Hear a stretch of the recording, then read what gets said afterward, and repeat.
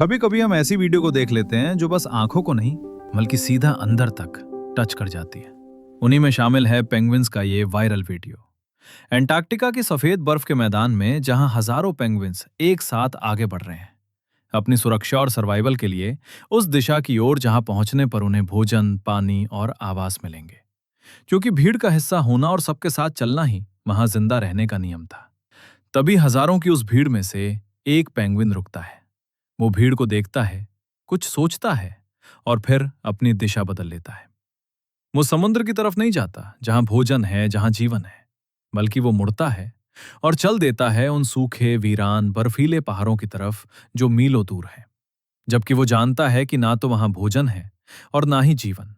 उसके इस hard decision को लोगों ने अपने समझ के अनुसार अलग अलग कहानियां बनाकर पेश किया। पर हकीकत क्या थी?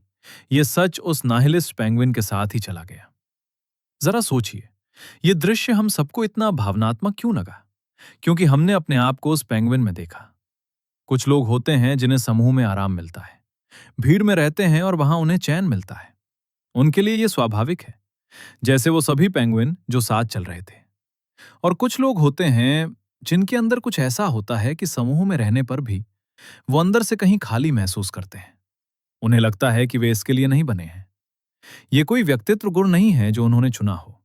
ये कुछ ज्यादा, बहुत ज्यादा गहरा होता है।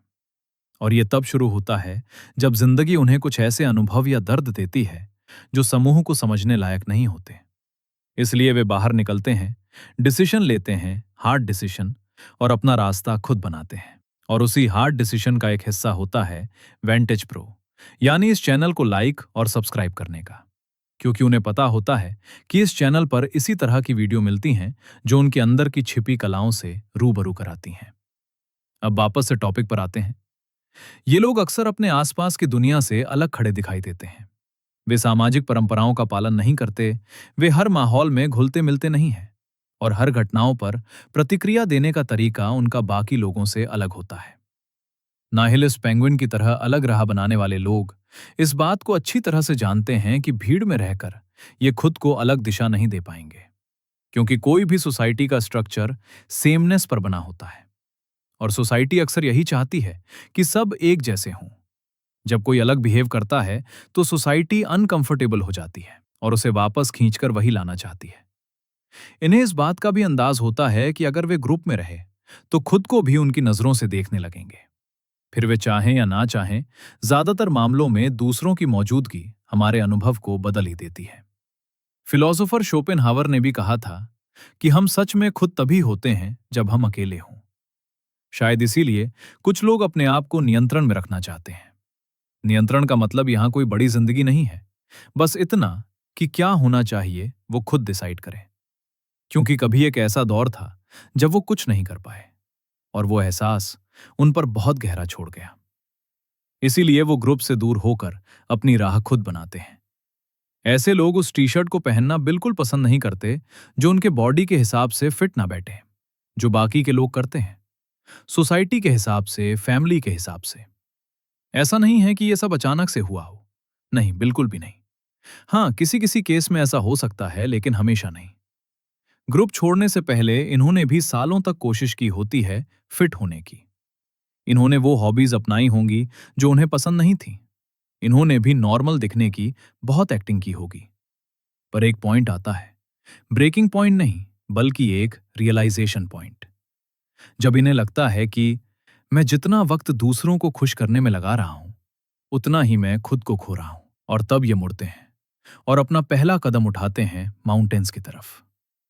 ये लोग इस तरह के डिसीजंस गुस्से में नहीं लेते और ना ही मोटिवेशन या भावनाओं में बहकर। यह डिसीजन बहुत शांति से लिया जाता है। इस डिसीजन के पीछे बहुत बड़ा कारण होता है, जिनमें सबसे बड़ा कारण कुछ कर गुजरने की चाहत, या फिर वो दर्द जिसे सिर्फ वही समझ सकते हो। वो पेंगुइन जो बर्फ पर अकेला चल रहा था, वीडियो में हमें उसके लिए डर लग रहा था। हमें उसकी चिंता थी कि कहीं उसके साथ कुछ अनहोनी ना हो जाए। पर शायद शायद वो पेंगुइन डर नहीं रहा था। शायद उसे पहली बार अपनी मर्जी का रास्ता चुनने की आजादी महसूस हो रही थी, ये जानते हुए कि उसके आगे सिर्फ एक ही दरवाजा खुलता है। लेकिन फिर भी वो खुश था अपने डिसीजन पर। जो लोग ग्रुप से ड्रिफ्ट होते हैं वो अक्सर हमें पागल या बेवकूफ लगते हैं, पर उनके दिमाग के अंदर उनके पास एक मैप होता है जो हमें दिखाई नहीं देता, और वो इसे बताना भी नहीं चाहते। अंत में बस एक ख्याल आता है कि हम सब उस समाज का हिस्सा हैं। हम उस भीड़ में खड़े हैं जहां हमें आराम, भोजन और जीवन आसानी से मिल जाता है। और ये गलत नहीं है। इंसान को सर्वाइवल के लिए ट्राइब की जरूरत होती है।